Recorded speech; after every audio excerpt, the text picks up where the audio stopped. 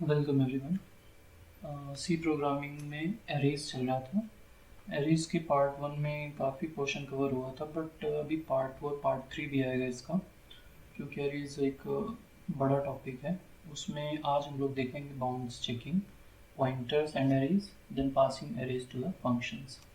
इस लेक्चर के कंटेंट में अगर देखें तो एरे के जो एलिमेंट्स होते हैं, इनिशियलाइज ना करो तो मेमोरी में कैसे स्टोर होता है, और देन अगर लूप्स में अगर आप जितनी एरे की साइज उससे ज़्यादा बार अगर उसे रन कराओ या प्रिंट कराओ तो कौन सा एलिमेंट प्रिंट करता है।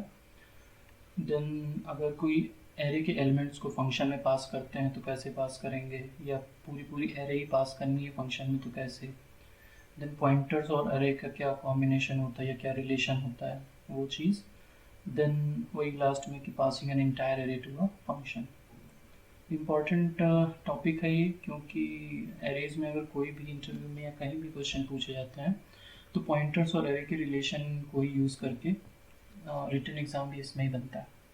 फाइन। इनिशियली अगर आप देखो, अगर कोई मेन फंक्शन में एरे का अगर डिक्लेरेशन इस तरह किया जाता है, लाइक इंट एरे 8, यहाँ पर अगर देखें तो एक एरे बनेगी, राइट। उसमें 8 एलिमेंट्स होंगे, 1 2 3 4 5 6 7, एक और 8 एलिमेंट्स होंगे, और इस एरे का नाम होगा ARR, राइट। अभी इसको इनिशियलाइज नहीं किया, मीन्स इसमें कोई भी हमने एलिमेंट्स स्टोर नहीं कराए हैं। अगर सिर्फ डिक्लेयर करके छोड़ दिया जाए, देन एरे कैसे मेमोरी में स्टोर होती है और कैसे डिक्लेरेशन होता है। केस क्या हो सकता है? पहला केस बन सकता है, since the array is not being initialised, all 8 values present in it would be a garbage value। Garbage value के बारे में पता होगा आपको, ऐसी वैल्यूज जिनका हमारे प्रोग्राम से कोई लेना देना नहीं है, राइट, वो सब हमारे लिए गार्बेज है। This so happens because the storage class of this array is assumed to be auto।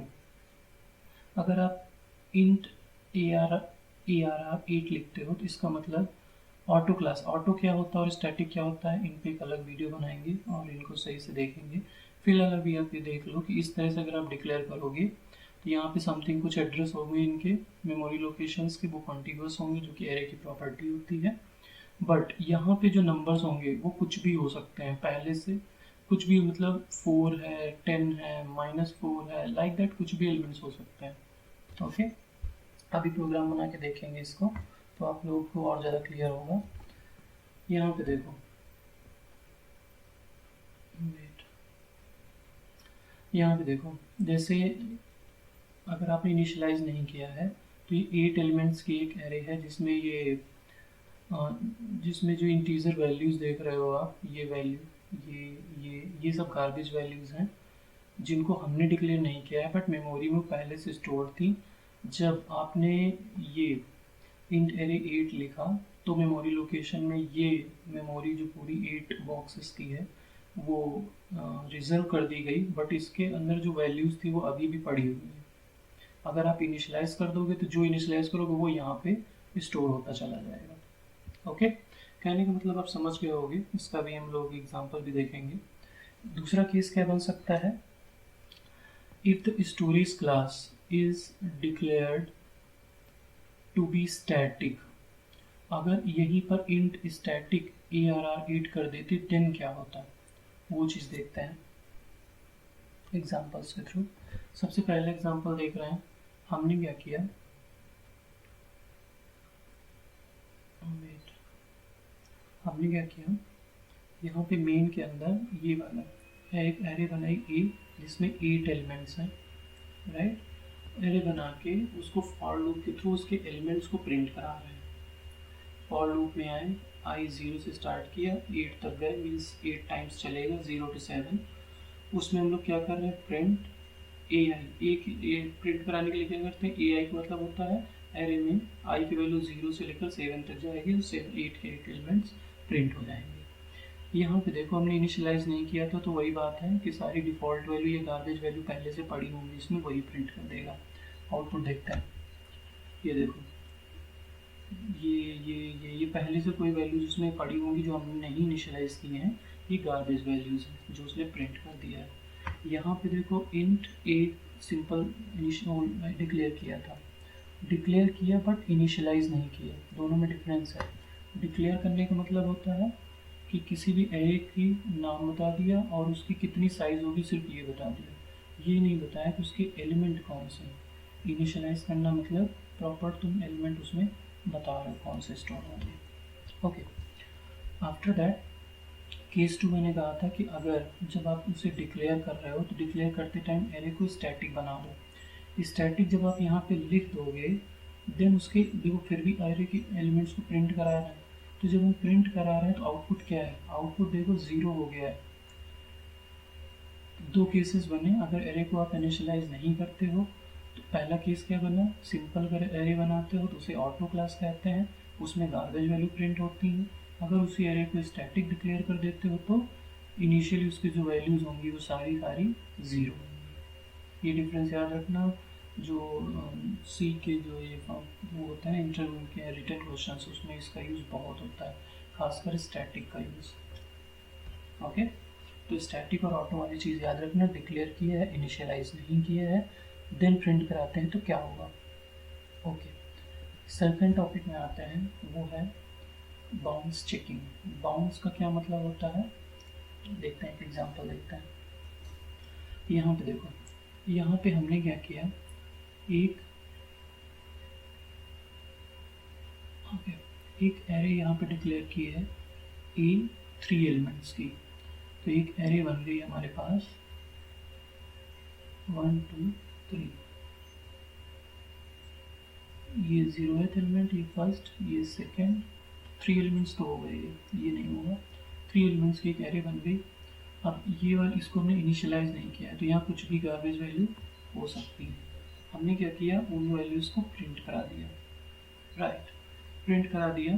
But यहाँ पे एक जो प्रॉब्लमेटिक चीज़ है वो क्या है कि हमने एरे जो ली थी वो 3 एलिमेंट्स की थी, बट हमने जो फॉर लूप चलाया है वो 0 से लेकर 5 मीन्स 0 1 2 3 4 5 टाइम्स एरे, 5 टाइम्स ये लूप चलेगा, बट एलिमेंट्स हमारे पास 3 ही है।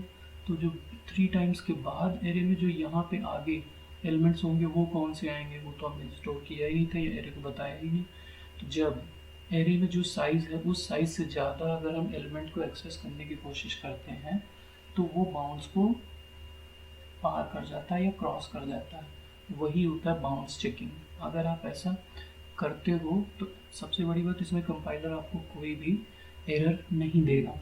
देखिए यहाँ पे हमने 5 टाइम्स चला दिया फिर भी देखो आउटपुट आया है, क्यों, 3 तो हो गई जो गार्बेज वैल्यू थी ही, बाकी मेमोरी में आगे अगर कंटिन्यूस उसके एड्रेस देखे जाएँ तो वहाँ पे भी कुछ गार्बेज वैल्यू पड़ी होगी। यहाँ तो चलो ठीक है, सारी की सारी गार्बेज वैल्यू, यहीं पे अगर हमने एरे 3 को इनिशियलाइज कर दिया होता और इसकी वैल्यू 2 5 6 दे दी होती तो यहाँ पे 2 5 6 प्रिंट होता, उसके आगे ये 2 गार्बेज वैल्यू प्रिंट हो जाती जिनसे कोई लेना ही देना नहीं है, राइट। तो यहाँ पे मेन पॉइंट क्या है, this will lead to unpredictable results. Question कैसे पूछा जा सकता है, इसमें पूछा जाएगा कि फाइनल जो प्रिंट होगा उसमें क्या प्रिंट होके आएगा, तो वो वैल्यू पूछेगा या कहेगा कुछ भी रैंडम है गार्बेज वैल्यू, तो आपको आंसर गार्बेज वैल्यू देना होगा, राइट, कोई भी नंबर नहीं लगाना। अनप्रिडिक्टेबल रिजल्ट्स हैं to say the least, there will be no error message. सबसे बड़ी प्रॉब्लम ये है कोई एरर मैसेज नहीं आएगा आपके पास कि आप जो प्रिंट कर रहे हो वो एरे के बाउंड को पार कर रहा है, राइट। सो बाउंड चेकिंग ये होती है, यही ट्रिक होती है इसमें, इसीलिए ऐसे क्वेश्चंस पूछे जाते हैं। ट्रिक क्या होती है, वो ऐसे ही क्वेश्चन देगा और सबसे पूछेगा इसका आउटपुट क्या होगा, या पूछ लेगा फोर्थ पास जब चल रहा होगा मीन्स फोर्थ टाइम ये फॉर लूप चल रहा होगा तो रिजल्ट क्या होगा, वहाँ कुछ नंबर दिए होंगे और एक लिखा होगा गार्बेज वैल्यू, एक ऑप्शन, तो आपको गार्बेज वैल्यू लगाना है। Okay fine. अब इस टॉपिक में एक चीज़ देखनी है, passing array elements to a function. एक फंक्शन है, फंक्शन में हमें एरे एलिमेंट्स पास करना है। फंक्शन के हम लोगों ने पहले ही वीडियो लेक्चर बनाए हुए हैं, आप देख सकते हो अगर अभी कोई कंफ्यूजन हो फंक्शंस क्या हैं कैसे क्या, राइट। सो यहाँ पे देखो एक मेन फंक्शन है, मेन यहाँ फंक्शन खत्म हो रहा है, उसके बाद एक नया फंक्शन स्टार्ट किया गया है, डिस्प्ले फंक्शन। पहले इस फंक्शन की बात कर लेते हैं। ये डिस्प्ले फंक्शन क्या कर रहा है, एक आर्गुमेंट ले रहा है m नाम का। तो m नाम का एक आर्गुमेंट है, तो m का एक आर्गुमेंट का एक बॉक्स बन जाएगा, इसका एड्रेस मान लो 100 है। ये m वेट कर रहा है, इंट टाइप का है, इसका मतलब एक इंटीजर वैल्यू का वेट कर रहा है। इस फंक्शन का काम कुछ भी नहीं, सिंपली प्रिंट कर रहा है क्या, m प्रिंट कर रहा है, मतलब %d मतलब इंटीजर वैल्यू को प्रिंट करने के लिए वेट कर रहा है। जैसे ही m में वैल्यू आएगी उसे वो प्रिंट कर देगा, राइट। ठीक है, तो ये फंक्शन का काम है प्रिंट करने का। अब देखते हैं मेन में क्या है। मेन में क्या कह रहा है, इंट आई कह रहा है, तो आई के लिए एक बॉक्स बन गया। उसके बाद एक एरे बनाई गई है। उस एरे में देखो यहाँ पे कोई वैल्यू नहीं दी गई क्योंकि ये ऑप्शनल होता है। एरे की साइज डिसाइड कैसे होगी, जो इनिशियलाइज कर दिया है उनके नंबर्स जब वो देखेगा, कंपाइलर रन करेगा, तो इन नंबर्स को काउंट करेगा और समझ जाएगा कि मार्क्स जो एरे है उसका साइज क्या है। ठीक है, तो इस तरह से भी एरे इनिशियलाइज की जा सकती है। अगर ये इनिशियलाइज यहाँ पे ना किया जाता तो यहाँ पे जो ये बॉक्स है ये कंपलसरी होता है इसकी वैल्यू देना, ओके, अदरवाइज एरर देगा। फाइन, तो ये एक एरे बन गई। बनने के बाद उस एरे में उसको बनने के बाद एक फॉर लूप लगाया गया 0 से 6 तक के लिए, मीन्स 7 टाइम्स ही चलेगा, 7 यहाँ पे एलिमेंट्स हैं। यहाँ पे क्या किया, फॉर लूप में एक डिस्प्ले फंक्शन को कॉल किया। पहली बार जब लूप आई वैल्यू 0 थी, यहाँ पे आया डिस्प्ले फंक्शन कॉल हुआ। इस डिस्प्ले फंक्शन में क्या कर रहा है, मार्क्स 0 आई 0 है पहले टाइम में, तो मार्क्स 0 की वैल्यू क्या है, ये 55, तो मार्क्स आई मतलब 55, ये 55 वैल्यू डिस्प्ले फंक्शन में पास हो जाएगी। यहाँ पे m वेट कर रहा था, ये 45 यहाँ पे आके m में स्टोर हो जाएगी, सॉरी 55। अच्छा, और डिस्प्ले फंक्शन में क्या होगा, m को प्रिंट कर देगा, 45 आपका प्रिंट हो गया, 55 आपका प्रिंट हो गया फर्स्ट टाइम में। इसी तरह जैसे डिस्प्ले का काम खत्म हुआ, कंट्रोल वापस फॉर लूप के पास आ गया। फॉर लूप ने क्या किया, आई की वैल्यू एक इंक्रीमेंट करेगा यहाँ से, और आई की वैल्यू इंक्रीमेंट हुई तो आई 1 हो गया। 1 पे कौन सा स्टोर है, 65। नेक्स्ट टाइम में 65 पास हो जाएगा, 65 यहाँ पे फिर 65 प्रिंट हो जाएगा। लाइक दैट ये लूप चलता रहेगा और आउटपुट आपका ये देखो प्रिंट हो गया, 55, 65, 75, लाइक दैट पूरे एरे के एलिमेंट्स प्रिंट हो गए। ओके, तो इस पूरे एग्जाम्पल को आपने समझ लिया। समझने के बाद अब सोचो इसमें मैं क्या कहना चाहता हूँ। एरे ऊपर हेडिंग का नाम पड़ा हुआ है passing array elements to a function. Array के एलिमेंट्स को फंक्शन में पास करना है। यहाँ पे देखो मार्क्स आई क्या कर रहा है, सिंपली एरे के एलिमेंट्स को पास करा रहा है। एक बार फिर देख लेते हैं क्या हो रहा है यहाँ पे।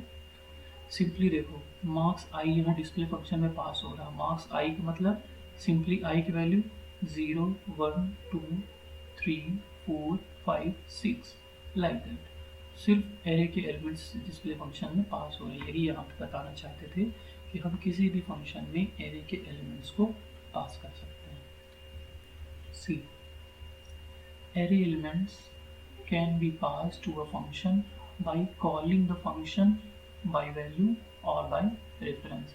आप सभी जानते हो कि फंक्शन में वैल्यू पास करने के कई तरीके होते हैं, जिसमें से दो कौन से main, call by value, call by reference. यहाँ पे जो आपने देखा सिंपली हम लोग वैल्यू फंक्शन में पास कर रहे थे।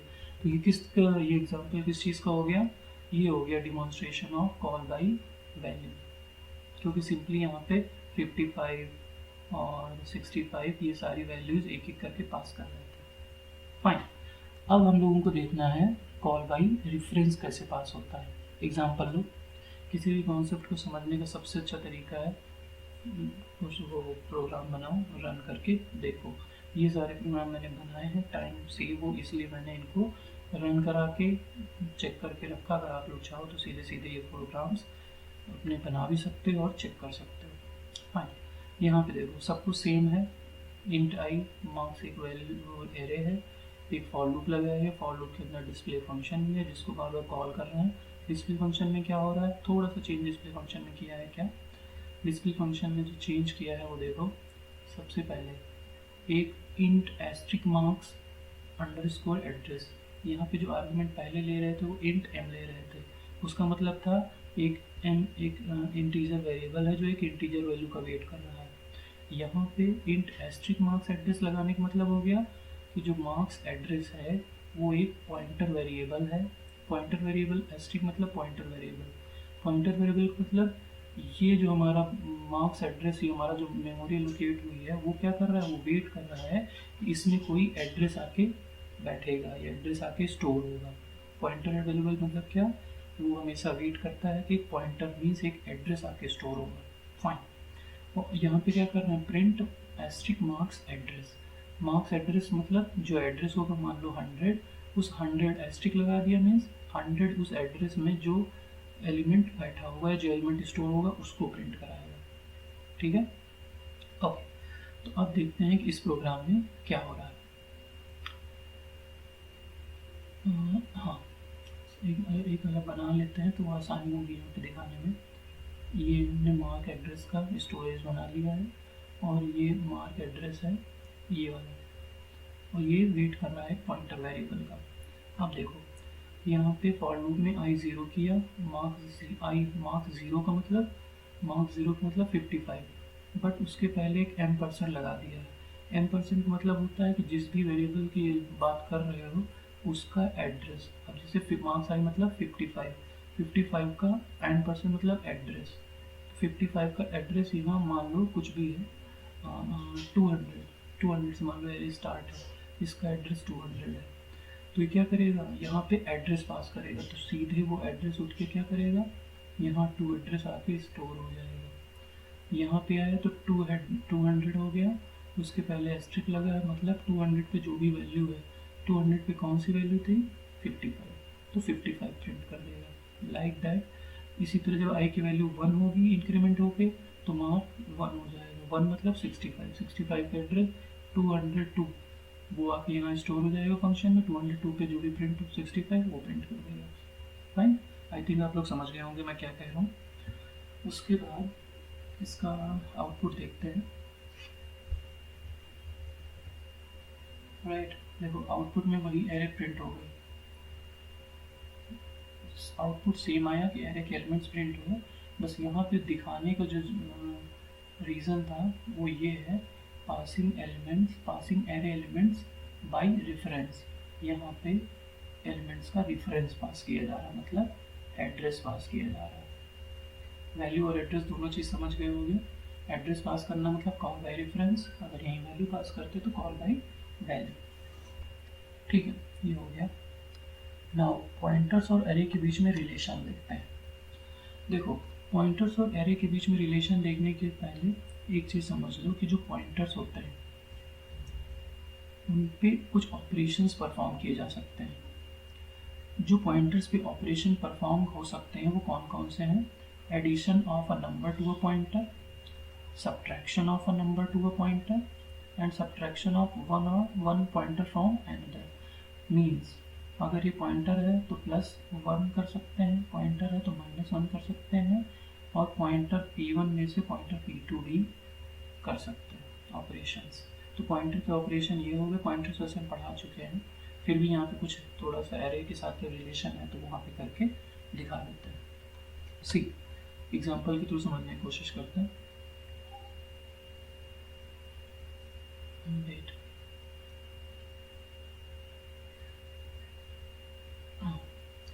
पहला यहाँ पे देखो स्टेटमेंट,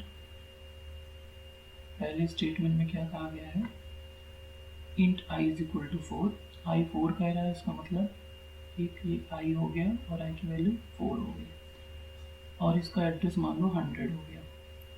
फिर उसके बाद एस्ट्रिक j और एस्ट्रिक k कह रहा है, एस्ट्रिक k कहने का मतलब j और k पॉइंटर वेरिएबल्स हैं, j और k पॉइंटर वेरिएबल्स हैं, तो इनके लिए भी बॉक्सेस बन गए होंगे, ये j हो गया और ये k हो गया। डिफरेंस क्या है i और j और k में, i इंटीजर वेरिएबल है, j और k पॉइंटर वेरिएबल है। i के अंदर इंटीजर वैल्यू स्टोर हो रही, j और k पॉइंटर वेरिएबल्स हैं, इसलिए इनमें एड्रेस का वेट कर रहे हैं, ये स्टोर होने के लिए एड्रेस का वेट कर रहे हैं। Fine, okay fine. Then next statement देखते हैं। नेक्स्ट स्टेटमेंट में कह रहा है कि j is equal to and i। हमने कहा j एक पॉइंटर वेरिएबल जो एड्रेस का वेट कर रहा था, तो जे में हम लोग क्या करें, आई का एड्रेस, %i मतलब आई का एड्रेस स्टोर हो रहा है, तो आई का एड्रेस 100 था, वो जाके यहाँ पे स्टोर हो जाएगा, जे में आई का एड्रेस स्टोर हो जाएगा। सो जे में 100 स्टोर हो गया था, देख लेते हैं उसको। ओके, तो जे में 100 स्टोर हो गया है, फाइन। नेक्स्ट एलिमेंट देखते हैं इसमें,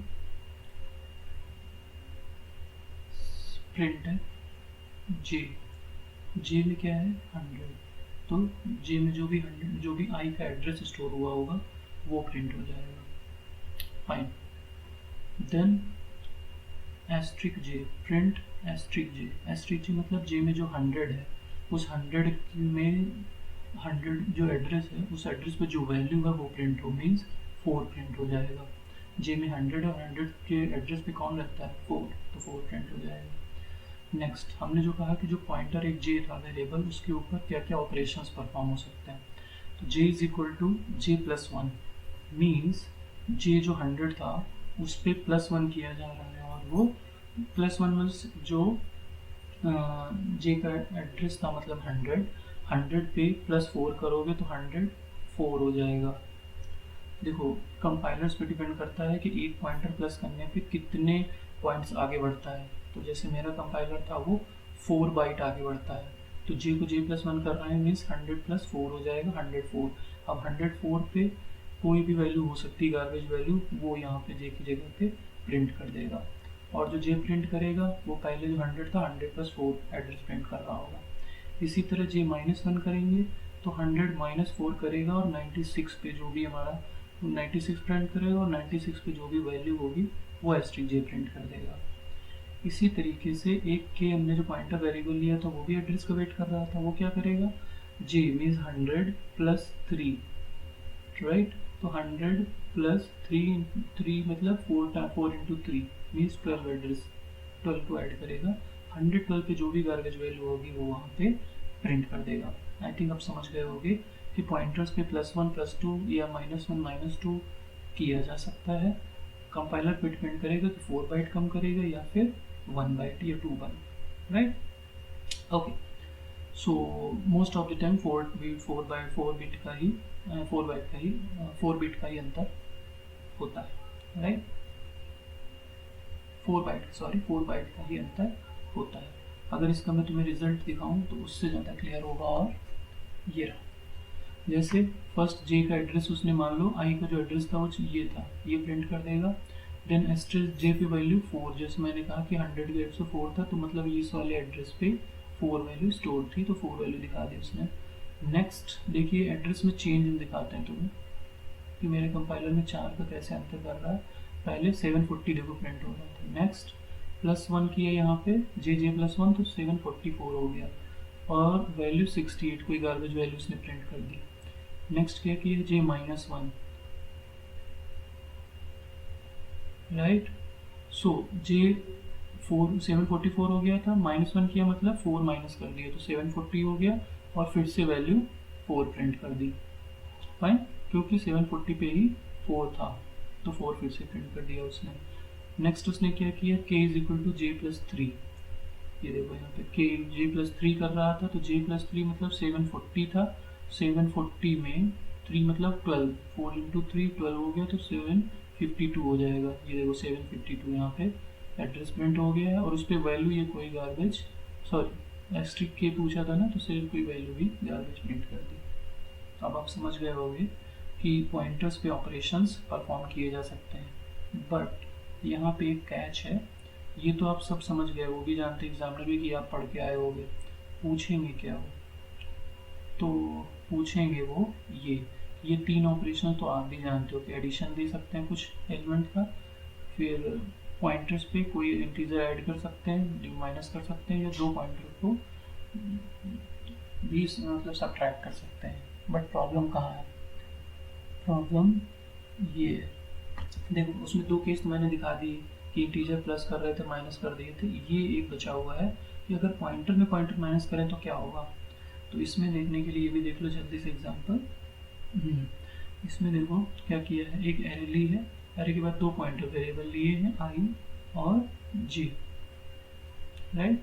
आई और जे तो पॉइंटर वेरिएबल है, दोनों एड्रेस का वेट कर रहा है।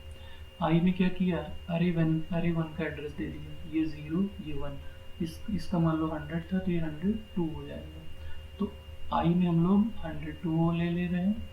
इसी तरह जे में क्या कर रहे हैं, एरे ऑफ 5, 2 3 4 5, 5 ये वाला था, तो यहाँ पे क्या हो जाएगा 4 5 6 8, ये हो जाएगा 110, 110 वाला एड्रेस जे में स्टोर हो गया, सॉरी 110। फिर क्या किया, प्रिंट करा रहा है क्या, जे माइनस आई, जे की वैल्यू क्या है 110 माइनस आई की वैल्यू क्या है 102, राइट। तो क्या होगा 100, ये हो जाएगा 8। आप सोच रहे होंगे कि 8 वैल्यू प्रिंट हो जाएगी, ऑप्शन में मिलेगा आपको जे माइनस आई प्रिंट करा रहा होगा 8 देगा, बट ये सही नहीं है। क्यों, यहाँ जब ऐसा प्रिंट कराते हो पॉइंटर्स का सब्ट्रैक्ट करके, तो वो नहीं प्रिंट करता जो आप सोच रहे हो कि लिटरली माइनस होकर एड्रेस प्रिंट करेगा।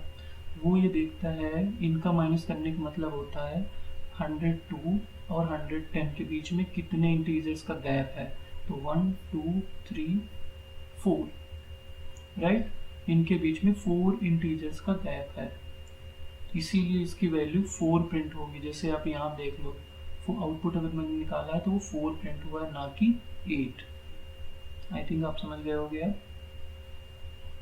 ठीक है, ओके। तो वो देखता है जे और आई के बीच में कितने इंटीजर्स का गैप है, 1 2 3 4, राइट, ठीक है। अब दूसरे स्टेटमेंट में देखो जे माइनस आई, और जे माइनस आई कौन, वैल्यूज, यहाँ पे एस्ट्रिक जे और एस्ट्रिक आई कह रहा है, मीन्स जे और आई के एड्रेस जो वहाँ जे और आई में जो एड्रेस स्टोर है, उन एड्रेसेस पे जो वैल्यू है उनका डिफरेंस। तो जे में स्टोर कौन था 56, जे पे 110 था, 110 पे 56 था, और 102 पे 10 था, तो 10 माइनस कर दो कितना बचेगा 46। तो देखो यहाँ सॉरी यहाँ पे 20 है, राइट, तो ये 36 हो जाएगा यहाँ, और ये देखो सेकेंड एलिमेंट यहाँ पे 36 प्रिंट हो गया। अगर इस बात को दोबारा मैं रिपीट करूँ, तो रिपीट करने पे क्या होगा, पहला जो यहाँ पे दोनों चीज़ें कर रहा था, तो ये हमारा यहाँ पे पॉइंट कर रहा है जे आई, और जे हमारा यहाँ पे पॉइंट कर रहा था, राइट। तो इन दोनों में अगर हम माइनस करेंगे तो जे माइनस आई करने का मतलब होगा कि जे और आई के बीच में कितने इंटीजर्स का गैप है, तो 4 इंटीजर्स का गैप है, इसलिए उसकी वैल्यू जो यहाँ प्रिंट करेगा 4 करेगा, ना कि उनके लिटरली एड्रेस टिक माइनस करके दिखाएगा आपको। Fine, remember this thing, very important, okay okay. So important है, इसको देख लेना। देखो यहाँ पे मैंने जो चीज़ लिख भी दी है कि the expression g minus I would print a value 4 not 8, this is because g and i are pointing to locations that are 4 integers apart, दोनों के बीच में 4 इंटीजर्स का गैप था, इसलिए, ठीक है, ओके। वार्निंग, जो मैं कह रहा था मेन कैच है यहाँ पे जो आपको रिमेंबर करना है, क्योंकि यही चीज़ पूछी जाती है, वो ये, do not attempt any operation on pointers they would never work out. कौन कौन से, जैसे पॉइंटर जे था और आई थे, दोनों के बीच में एडिशन कभी परफॉर्म नहीं कर सकते। Multiplication of pointers, J and I का मल्टीप्लिकेशन नहीं कर सकते। Division of pointers with a constant, जैसे पॉइंटर, इसको ये पॉइंटर था, पॉइंटर को किसी नंबर से डिवाइड नहीं कर सकते। अगर ऐसा करोगे तो आप प्रोग्राम बनाओगे तो कौन सी एरर आएगी, ये invalid operation operands to binary plus. अगर आप एडिशन कर रहे हो दो पॉइंटर्स का तो ये वाला वो एरर देगा, राइट। क्वेश्चन कैसे पूछा जाता है, वहाँ पे प्रोग्राम में जे माइनस आई किया तो जे प्लस आई को प्रिंट करा रहा होगा, कोई वैल्यू दे रखा होगा 2 3, और नीचे लिखा होगा कंपाइलर एरर या कंपाइलर एरर या एरर, तो आप ये वाला ऑप्शन लगाओगे, मोस्ट प्रॉब्ली यही पूछा जाएगा, फाइन। तो रिमेंबर दीज थिंग्स कि पॉइंटर्स का एडिशन नहीं हो सकता, मल्टीप्लिकेशन नहीं हो सकता, और किसी नंबर से उनको हम डिवाइड नहीं कर सकते। कंफ्यूज लोग क्यों होते हैं, क्योंकि जे माइनस आई होता है बट जे प्लस आई नहीं होता, fine. So remember this thing. और क्या इंपॉर्टेंट है यहाँ पे, array elements are always stored in continuous memory locations, ये तो तुमको पता ही है कि जो भी मेमोरी लोकेशन होती है वो कंटिन्यूअस होती है। A pointer when incremented always points to immediate next location of this type. जैसे पॉइंटर p था, p के अंदर 100 वैल्यू थी, अगर हम p+1 करते हैं तो जाहिर सी बात वो जस्ट नेक्स्ट लोकेशन को ही पॉइंट करेगा। Okay fine. ना अगर हम एरे के एलिमेंट्स को एक्सेस करना चाहते हैं और कौन कौन से तरीके हो सकते हैं। देखो, प्रोग्राम बनाना चाहो,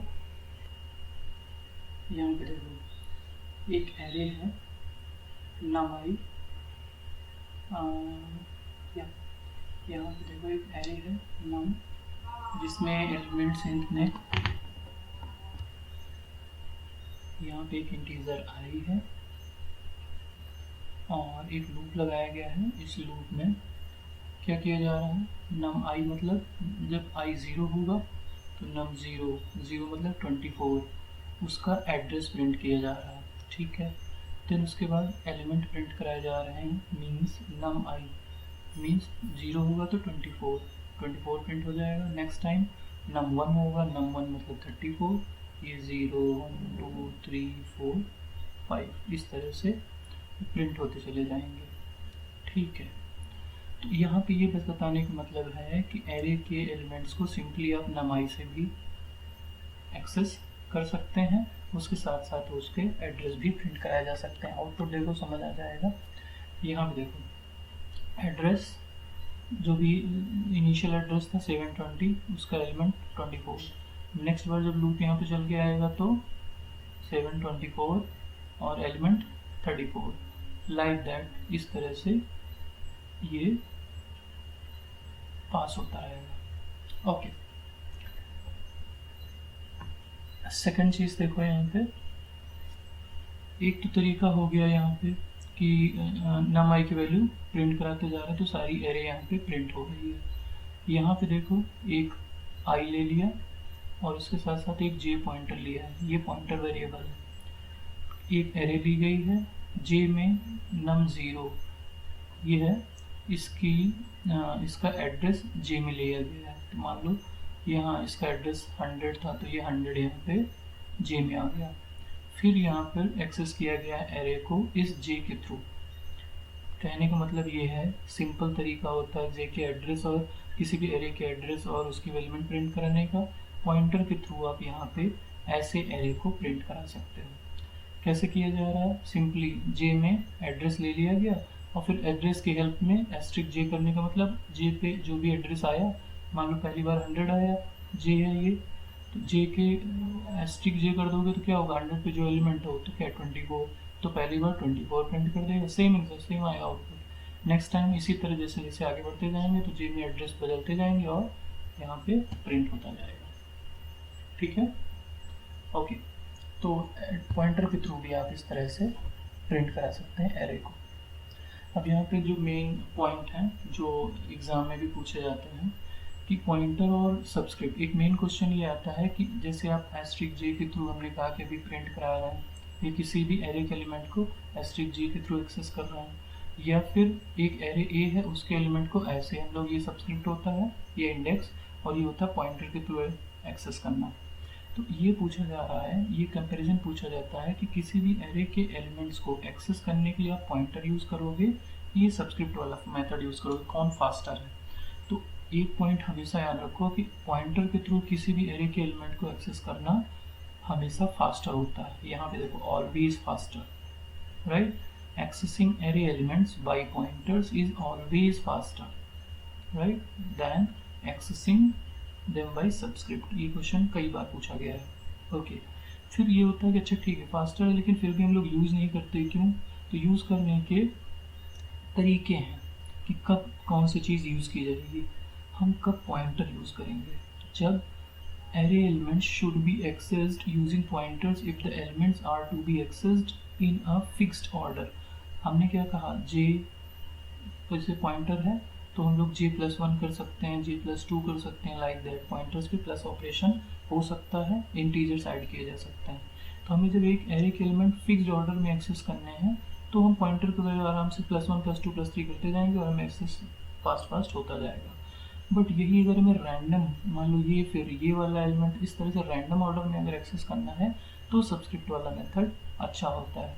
बट इम्पॉर्टेंट पॉइंट ये है कि तब भी एक्सेसिंग में पॉइंटर ही अच्छा है, पॉइंटर ही फास्टर है।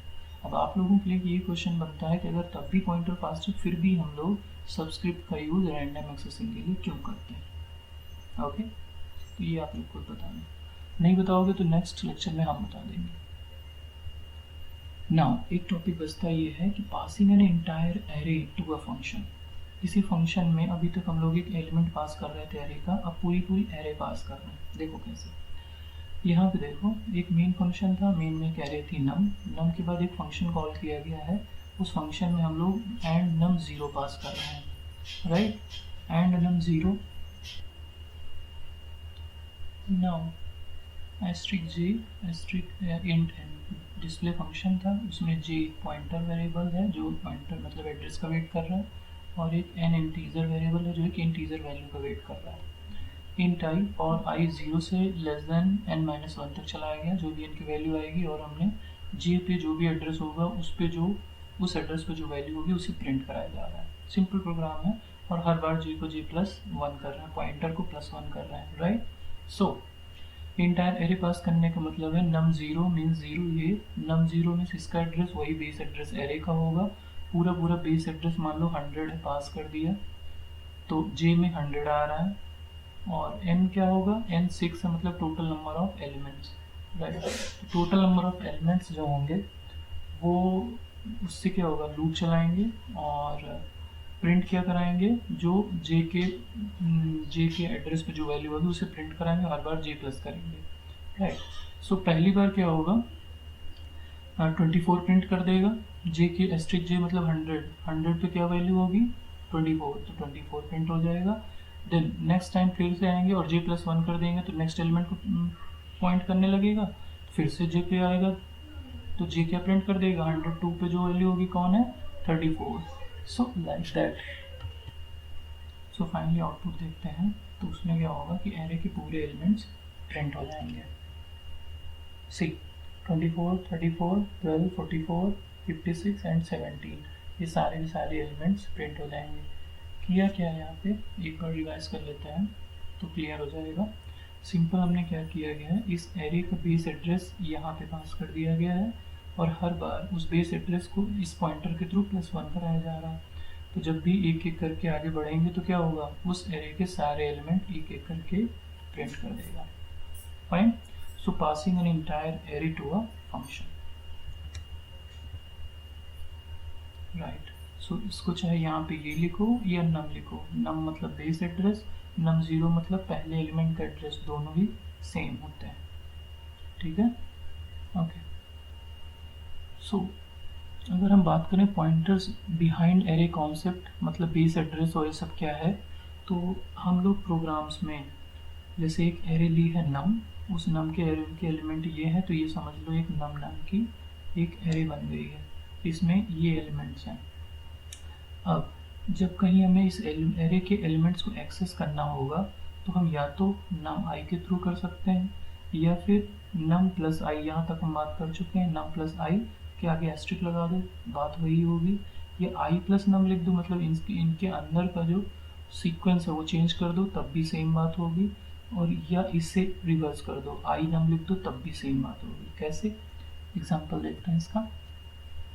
यहाँ पे देखो, एक नम नाम की एरे ली थी, उसके बाद एक फॉर लूप लगाया है, इंट आई का वेरिएबल है, हमने पहले क्या प्रिंट किया, एंड नम आई, एंड नम आई मतलब जब आई 0 होगा तो यह नम 0 हो गया, 0 मतलब 24, यही इसका बेस एड्रेस भी होगा और इसका पहला एड्रेस भी, तो वो जो प्रिंट कराएंगे तो ये देखो यहाँ पे प्रिंट हो गया, राइट। फिर एलिमेंट्स प्रिंट करा रहे हैं दो, कौन से, नम आई 0 है तो क्या होगा 24 प्रिंट कर देगा, राइट।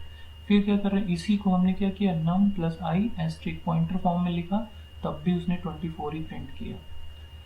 इस प्रिंट में देखो num + i की जगह i + num लिखा, तब भी उसने 24 प्रिंट किया, और num i की जगह पे i num लिखा, तब भी 24 प्रिंट किया, ठीक है। तो एक ही एलिमेंट को एक्सेस करने के ये 3 तरीके हैं, सबसे ज़्यादा इन्हीं में खेलते हैं वो लोग। जब क्वेश्चन देते हैं तो नम आई की जगह पे आई नम लिख देंगे, आप कंफ्यूज हो जाओगे तो इसका क्या मतलब है। तो ये सारे के सारे सेम होते हैं, remember this and practice this, तभी आप वहाँ पे चीज़ कर पाओगे। फाइन, तो इस लेक्चर में इतना ही था। पार्ट 3 में अभी 2 डायमेंशनल एरे और 3 डायमेंशनल एरे भी है, सो उसके लिए वेट करो, 1 या 2 दिन में पार्ट 3 भी डाल देंगे। Right, okay.